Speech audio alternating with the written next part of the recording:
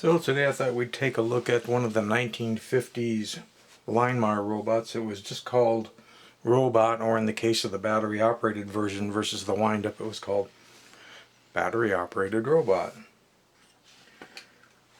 Electric robot, battery operated robot. Here's the back view. Now this one still has the original remote wires, which have gone completely stiff and very brittle. And even though it was on the workbench to get the wires reattached to the remote, I really don't have any idea whether it'll make it back to the original owner with the wires still intact, because you bend them, they crack, and when you're coming out of a solid little box straight, if you bend them, they crack. Which means eventually they'll break. But anyway, this holds one C cell, and when you push this, then the robot has a very simple crank walking mechanism. It has a couple of pads on the bottom for gripping. And of course, if those of you that aren't familiar with the toy, the reason it's called easel back is because it has this support leg system in the rear to hold the robot upright, which looks a lot like an easel. Out in the hut I do have two of these, and the one that's probably most interesting, if I can move this camera around, is my domed one, which is battery operated as well. And this particular one is one that was on my bench to be repaired 7 years ago.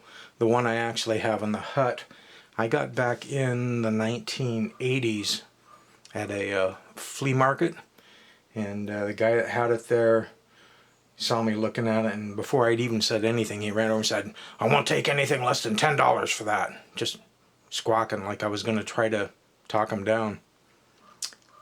And of course I knew $10 was an insanely good deal. The only problem was I didn't have $10 that day. But fortunately that day, I'd been visiting, the wife and I and the daughter had been visiting my parents, and they did. So I borrowed the 10 from them and bought the robot. And on the one that I have out in the hut, I did have to replace those wires because they were stiff like this one, and every time you'd bend it and move them, they would crack.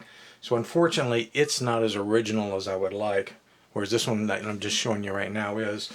And this one that I repaired 7 years ago still appears to have had the original green wires also. It's hard finding, it's difficult to find the right gauge, the right diameter on this twin lead like this. We sometimes call it zip cord. And if you're going to replace it, you want it not only the same color, but you want it the same diameter. You don't want it to look out of place. And you certainly don't want to replace it if you don't have to, because the metal in both the remote and on the robot is super thin. We're talking like pop can thin. And you'd be lucky if you get one more bend open to get in there to replace the wires, and one more bend to close it back up. Much more than that, and the tabs are going to snap off. So this one right now is super mini and nice and working. It's just a question of how well we can pack it and ship it, and then the people that play with it and own it down the road, how they treat it. Now the stiff wire plastic can be made if you wanted to pose it in a particular position, so it isn't so kitty-wampus.